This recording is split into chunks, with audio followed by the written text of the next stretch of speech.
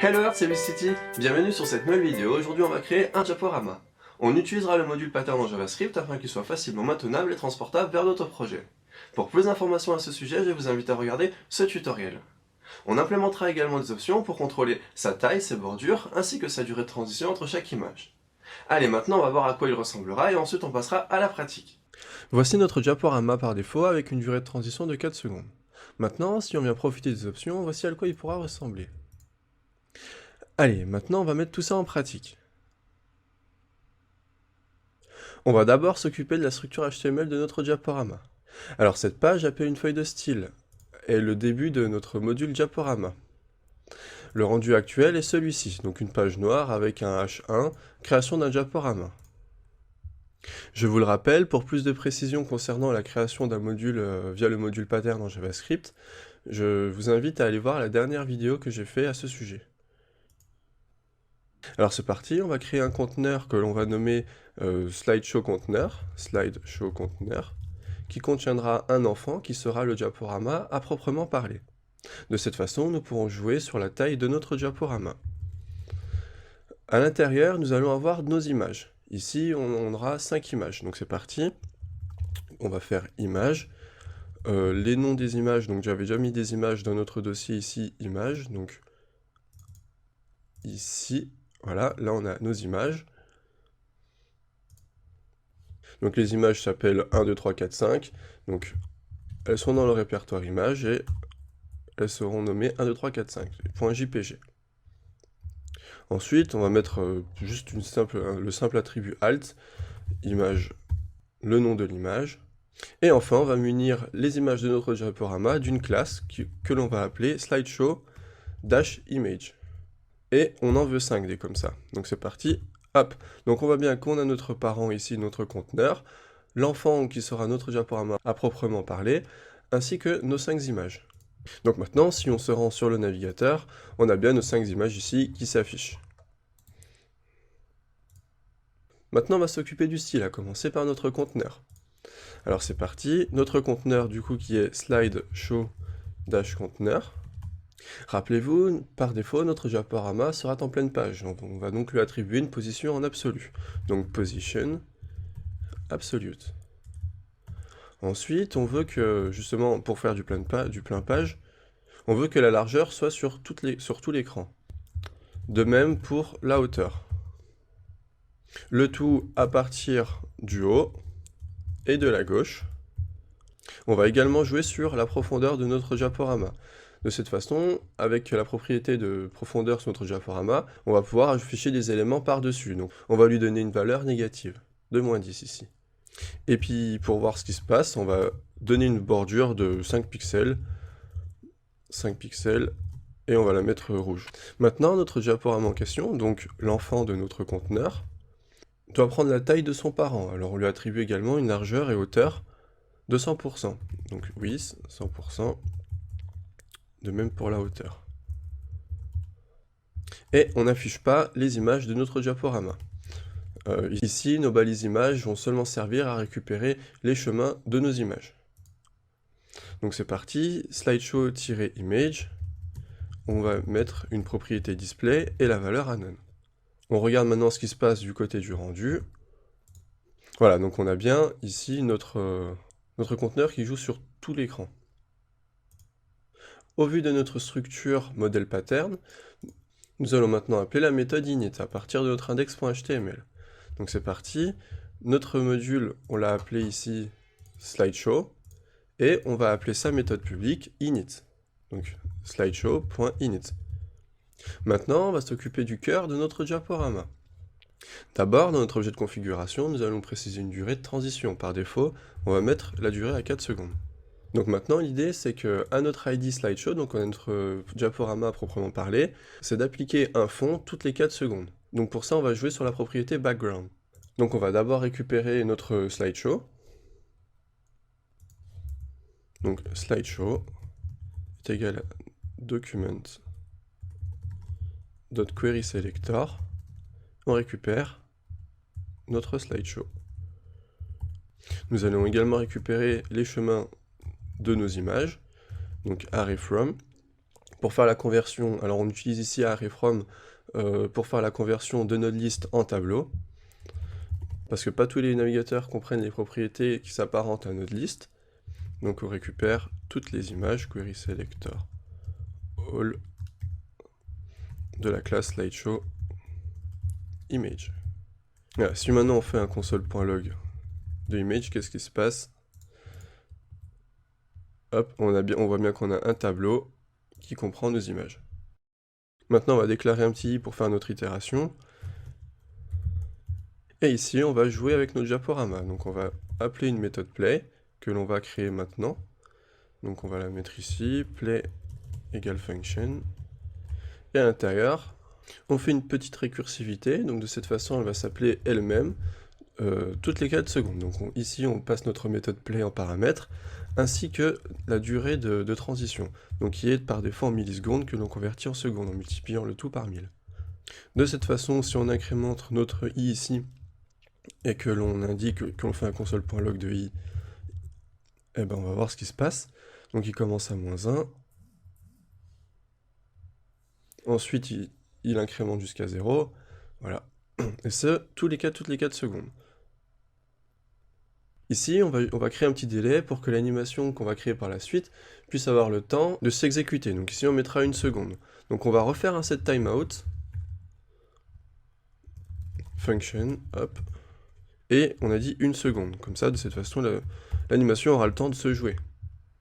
On applique un background à notre diaporama, donc style background égale, et là, la même chose qu'en CSS, cependant on concatène le chemin de l'image, voilà, .src, et on veut que notre fond soit toujours centré, donc center. Donc on va voir ce qui se passe côté rendu. Donc on peut voir qu'il y a une image qui s'affiche, et qu'elles vont défiler maintenant. Cependant, le problème c'est que les images ne sont pas adaptées. On voit bien que là c'est assez grossi, c'est un peu zoomé. Donc pour que les images s'adaptent, on va rajouter une propriété à notre background cover. Slideshow style, background size, et on met la valeur à cover. Voilà, maintenant c'est moins zoomé, l'image est plus adaptée. Oups, et là je viens de voir que j'ai fait une petite erreur. On veut 1 seconde, pas 100 millisecondes. Maintenant, si on laisse notre diaporama se jouer jusqu'à la fin, voilà, donc on peut voir qu'il ne peut plus lire la propriété src. Évidemment, car là, il arrive à la 5e image. Les Tipeee, là, c'est la 5e image, que l'on peut voir ici. Donc, on va lui dire de retourner, de faire une boucle. Donc, quand il arrive à la fin du tableau, on va lui dire, eh ben, repart à 0. Donc, c'est parti. Donc, si notre itération est arrivée à la fin du tableau, donc ici, notre tableau, c'est 5, alors, je te prie de retourner à 0. Voilà, j'ai avancé un petit peu pour que l'on puisse voir. Voilà, donc là on arrive à la dernière image, et là il rejoue la première image. Maintenant, grâce à ce petit délai d'1 seconde, on va pouvoir jouer sur notre animation. Donc c'est parti, on va commencer à aller dans notre feuille de style, et appliquer les propriétés nécessaires. Donc ici on va ajouter une opacité de 1, donc ce qui est par défaut. Ensuite, on va indiquer que notre transition va jouer sur l'opacité pendant 1 seconde. Et en sortie d'animation, on va faire un fade out. Donc fade out, on applique ça à notre diaporama, et on va lui attribuer une opacité à 0.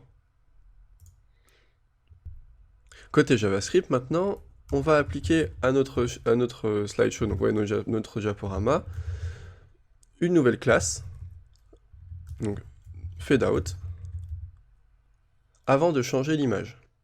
De cette façon, l'animation pourra se jouer et l'image va pouvoir se remplacer 1 seconde plus tard. On n'oublie pas ensuite de retirer cette classe fadeout lorsque l'image a changé. Donc pour ça, on fait la même chose, hein, slideshow, class list, et ici, on n'ajoute pas, mais on retire notre classe fadeout. On va voir côté rendu ce qu'il se passe. Voilà, donc là, on peut voir déjà que l'animation s'est jouée. Et voilà. Et là, on a bien notre petit fondu qui vient entre chaque transition. D'ailleurs, on va enlever la bordure rouge. Hop. Maintenant, on va ajouter une option afin de pouvoir contrôler la taille du diaporama. Donc, dans notre objet config, on va rajouter un objet container, qui par défaut aura une largeur de 0, ainsi qu'une hauteur de 0. On vient récupérer notre container via JavaScript. Donc c'est parti, que l'on va nommer juste container, document.querySelector. Il a l'ID slideshow container. Donc maintenant, avant de jouer notre diaporama, on va vérifier si la largeur et la hauteur de notre conteneur est supérieure à 0. Donc c'est parti, config container with, ainsi que la hauteur du container est supérieure à 0. De cette façon, ça voudrait dire que des options ont été données en paramètres à partir de notre initialisation. Car par défaut, on a renseigné notre objet container à 0, dans sa hauteur et dans sa largeur. Alors pour découper un peu le tout, on va créer une petite méthode que l'on va appeler setContainerStyle. Voilà. Donc cette méthode, on va la créer, setContainerStyle. On va forcer la position de notre conteneur en relative. De cette façon, vous pourrez le positionner en fonction de son parent. Par exemple, sur votre site, si vous avez un parent pour le conteneur de notre diaporama, vous pourrez le positionner aussi bien verticalement qu'horizontalement. Donc un peu là où vous voulez. Et maintenant, on applique la largeur et la hauteur que l'on renseigne dans nos options. Config, container, on concatène le tout en pixels. On fait la même chose pour la hauteur. C'est parti. Voilà. Maintenant, on va renseigner le tout dans un objet, en option ici. Et dans cet objet, on retrouve aussi notre objet container, qui a pour propriété, on va lui mettre la largeur à 800, ainsi que la hauteur, elle est à 300. On regarde ce qui se passe côté rendu. Voilà, donc là on voit qu'il n'est pas centré, mais que la taille, c'est bien appliqué. Donc on va le centrer directement par défaut. Donc automatiquement, si on a une position relative, il va pouvoir comprendre le margin auto, 0 auto, de façon à pouvoir centrer le tout horizontalement. Voilà, donc ici on a bien notre diaporama qui est centré. Et pour terminer, on va maintenant jouer avec les bordures. Donc par défaut, on ne va pas mettre de bordure, donc on ne va pas remplir notre objet config avec des propriétés concernant la bordure. Donc dans le cas où il y a une propriété bordure de définie, border, et bien on va appliquer le style de notre bordure. Donc ici, style. Donc le style de notre conteneur maintenant aura une taille de bordure de ce que l'on va renseigner.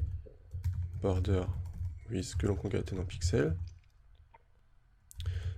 De même pour le style de la bordure. Donc si c'est du solide, des tirets ou des points. Container border style. Et on va faire la même chose pour les couleurs. Donc color et color ici. Et maintenant, au même titre que pour la taille du conteneur, on va renseigner les propriétés de notre bordure. Donc notre objet bordure aura une taille de 5, ici c'est une virgule évidemment, sera de type solide et aura une couleur, elle est blanche. On n'oublie pas le hashtag pour l'hexadécimal. On regarde ce qui se passe côté rendu. Voilà, de cette façon, nous pouvons contrôler la durée de transition, la taille ainsi que les bordures de notre diaporama. Si on venait à ne rien mettre dans nos options, donc on supprime toutes les options que l'on a renseignées ici, alors le diaporama se met en pleine page par défaut. Allez, maintenant à vous d'améliorer notre diaporama. Vous pouvez par exemple ajouter une option permettant de choisir l'animation de transition, ou encore ajouter un système d'empilement des images en jouant sur le Z-index. C'en est terminé pour cette vidéo, j'espère qu'elle vous aura plu. Si c'est le cas, n'hésitez pas à lâcher un pouce bleu, à vous abonner. En attendant, portez-vous bien et à la prochaine. Salut tout le monde!